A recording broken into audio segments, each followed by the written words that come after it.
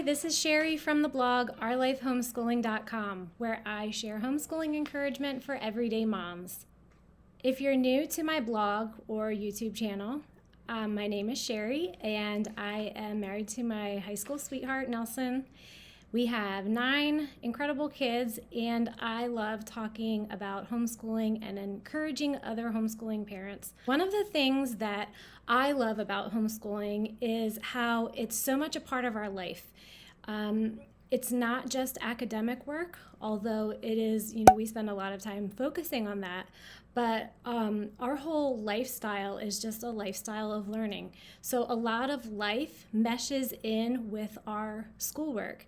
And sometimes the things that we're doing here at home are just very much hands-on and opportunities for them to learn in other ways than just the academic side of learning. As homeschoolers, we tend to think in terms of planning out our curriculum and, what kind of what are we going to use for math this year? What am I going to be teaching them this year in spelling? But have you ever stopped to think about some of the family traditions or some of the life skills that are important to you and to your family to pass on to the next generation? One of the life skills or family traditions that we really value is preserving food and canning, specifically applesauce. We do different kinds of preserving, but one I want to share specifically with you today is our annual applesauce canning day. This is a pretty big event. The whole family is involved. It really is very much a family tradition. It's something we have done for many, many years. So today I'm going to take you along on the process. I've taken a lot of footage just showing step by step how we go through our applesauce canning. So I'm just going to show you the process of this family tradition that we have enjoyed passing down to our kids.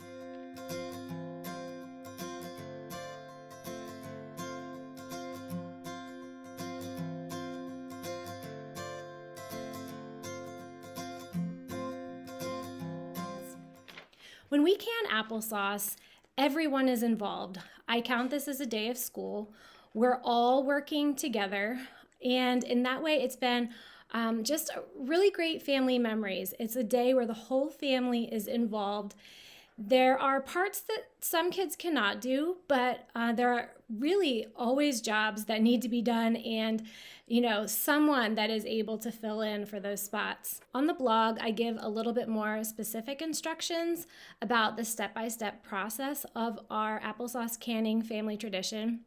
I also have links to some of the tools that we use if you would like to know where you can find some of those things. My husband's family has passed down the tradition of canning applesauce for many years. And so when I got married, this was something that I kind of married into. And the very first year we were married, we went to my in-laws' house, and we just became part of their applesauce canning. And we did, a little bit for ourselves, but we were part of what they were doing. For many years, we were at their home, and just whatever siblings were around were kind of corralled into helping us. And as I said before, it's something that the whole family is involved in. As our family has grown and as we've had more children, the applesauce canning has moved to our house. And now my husband's parents come and help us. And now instead of his siblings being involved, now our kids are involved. And we are passing along this tradition to the next generation. This year we did 10 bushels of apples, 7 for ourselves and 3 for my in-laws. This comes out to about, I think this year we had 144 quarts with 7 bushels of apples. We use Rambo apples, which is an heirloom traditional apple.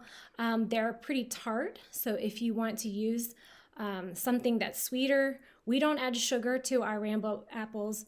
But if you want a sweeter taste that you don't have to add sugar in, you can find a sweeter apple to use. We've just always used Rambo apples, and it's what our family likes. The first step in canning applesauce is to prepare the kitchen. And for us, as I said, the kids are involved in everything. We start the night before, And we bring up jars from our pantry, which is in the basement. We just have a room down there where we keep a lot of our deep freezers and our canned goods. So the kids bring up all the jars. They have been washed, but they really need to be rinsed and sterilized again because, maybe they've gotten dusty or whatever down in the basement. So each of the kids helps bring up jars, and when you have a lot of people helping, many hands make light work. So they're all involved in helping us, and that starts the night before.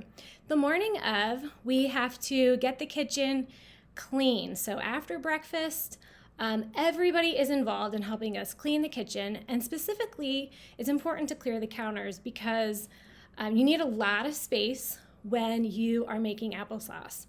In the past, when we've worked in a smaller kitchen, we even set up an extra table just because we needed more counter space. Another thing that I do, and my mother-in-law does, to the stovetop is to take off some of the iron grates and put foil over our gas burners. And I cut out a little circle for each of the burners. And by covering it with foil, it's just making the cleanup just a lot easier because the applesauce, when it's boiling, it spills over the side, it drips, and it can really make a mess that you have to clean up at the end of your day. And so if you put the foil down, it really helps to, then at the end of the day, you can just take the foil off. There may be just a little bit that seeped underneath, but it's not going to be that bad. So this is an important step if you want to make your cleanup a little bit easier. When you're preparing the kitchen, you kind of have stations in applesauce. So we wash the sink out really well. I scrub it with stainless steel just to make sure it's really clean because we dump our apples in the sink and fill the sink up to wash them. So you're going to have basically a washing station. You're going to have a cutting area. So for us, that's usually the dining room table where we have big bowls. We fill in with the clean apples and we're cutting. So you're going to have a cutting area. The cooking area, which is obviously the stovetop. You're going to have the saucing area, and the saucing area is going to be near where you're filling up the jars. So that has to be kind of a big spot where you can run your cooked applesauce through the saucer, and then you can take that pure applesauce and pour it into your applesauce jars. And then finally, you need a canning area. You can do this on the stovetop, the same stovetop where you're cooking the apples. Because our production is kind of big, we have set up camp stoves out on the deck, and we've put our canners out there. So we have plenty of stovetop space for all the kettles we need cooking apples and the ones that were being used to can the applesauce. The second step is to wash and cut the apples. So like I said, we dump all the apples into the sink, fill them up. This is a great job that kids can do. Have someone dump the apples in the sink for them. They can help with washing them and putting them into the bowls that are getting ready to be taken over to be cut. So after the apples are washed and they are being cut, we usually have a big bowl, and in the past, for many years, like 20 years, we have used a paring knife to cut them in halves and then in quarters, and then to just take the core out. Not a huge chunk of the core, but just a little bit of the core. Now, the seeds from the core and the stems and the peels will come out in the saucer, but they can kind of clog up your saucer. So we like to take the cores out, and it just makes them cook faster and run through the saucer better without the cores. So we do core them. We have cut them in halves and quarters for many years. For the very first time this year, we tried something new, and I'll show you some video footage of it. We tried a French fry cutter. We put each of the apples through a French fry cutter, and it's so fast. And then at the end, we would just kind of fish through the cut up apple and find the core and pull the cores out. This ended up being a huge time saver for us, not only in cutting the apples, but also in cooking the apples because they're in such smaller sizes, so it took so much less cook time. So in the future, we are probably going to continue using this French fry cutter because it saved us so much time. But if you don't have something like that, a paring knife and cutting them in quarters works just as well, and it's, like I said, what we've been doing for over 20 years. Step 3 is to cook the apples. So usually my mother-in-law is the one who loves working the stove. She is always over there cooking the apples on the stove. That's kind of her station, and we found that different people kind of like certain spots, so maybe that will happen for you and your family. You want to cook the apples until they are soft and mushy. And one thing that you kind of have to experiment with your first kettle of apples is you want to add water to it.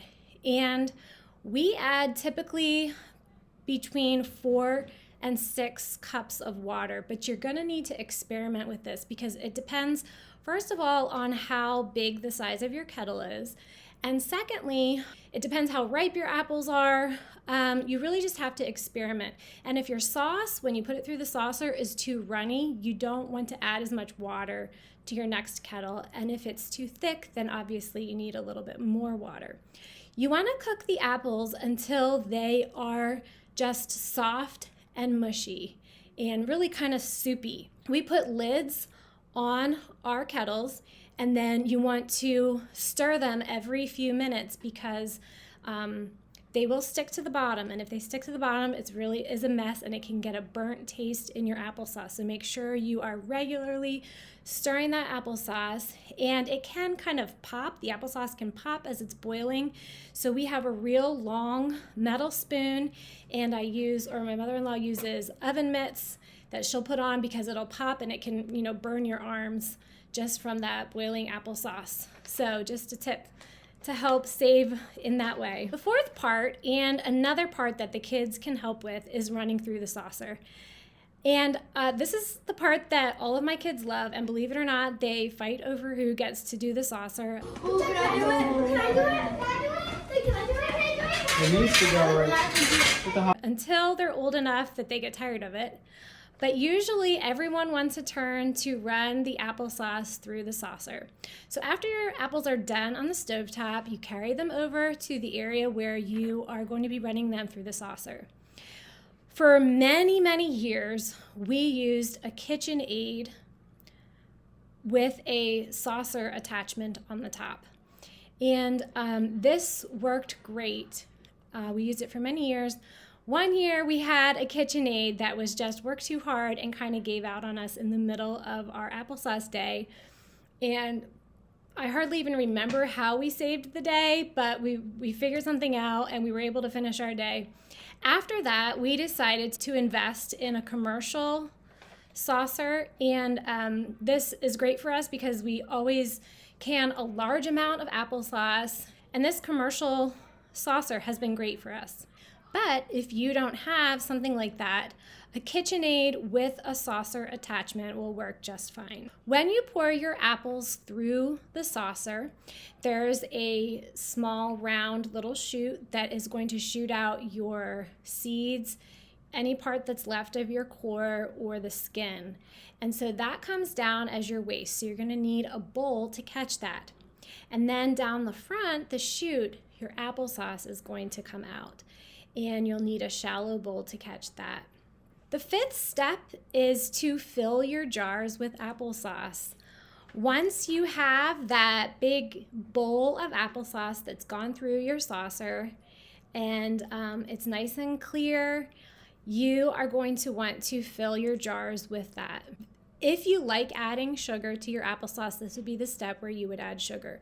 We don't add sugar to our applesauce, so it just goes right from that bowl into the jars. We have a funnel that we put into our jars, and this really just helps with the mess. You want to fill your jars to about a 1/2 inch at the top, leaving a little bit 1/2 inch headspace. Step number 6 is prepare your lids and rings. So you want to just make sure your rings are clean, and then your lids need to be sterilized for 1 minute in boiling water. So we just have a pan on the stove where the applesauce is cooking, a small pan where we boil our lids, and that needs to be boiled for at least a minute to sterilize them. Then you're going to put your hot, sterilized lids on your jars and screw them with the ring. It's very important that you don't screw them too loosely or too tight. If you don't screw them tight enough, they will maybe not seal. They might not seal. If you screw them too tight, the lids can buckle. Step number 7, once you have your applesauce quart jars or half-gallon jars, we do a lot of half-gallon jars and some quart jars. Once you have your jars with your lids and your rings on them, they are ready to go in the canner. So you want to have your canner full of water. It does not need to be boiling. It should just be pretty warm or pretty hot, ready for your applesauce jars to go in. We use a jar lifter. I have the links to a lot of these tools on the blog if you'd like to see them, and the blog post will be linked below this video. We use a jar lifter to put them in the canner, and then quarts need to be processed for 15 minutes and half gallons for 20 minutes. Step number 8, once your jars are finished processing, then you're going to use your jar lifter and pull them out of the canner. You want to make sure you have a dry towel to put them on the countertop or on the tabletop, whatever you're going to use. You want a dry towel. Put your processed jars on the dry towel and let them set for 24 hours to give them time to vacuum seal. And that really sums up the process of making applesauce. So if you are looking for a family tradition that you would like to start in your family, this is one that has been a yearly thing that we look forward to and something that's been very special to us. What do you want to pass down to your kids? Consider not just the curriculum, the academic work that you want to teach them, but what you want to leave, what tools you want to give them for living life. If you enjoyed this video, would you please like and subscribe? When you like a video, it shows YouTube what kind of content that you like seeing, and it also will show this content to more people. You can follow along with me on Facebook, Pinterest, and Instagram. Thanks for stopping by, and enjoy homeschooling your kids.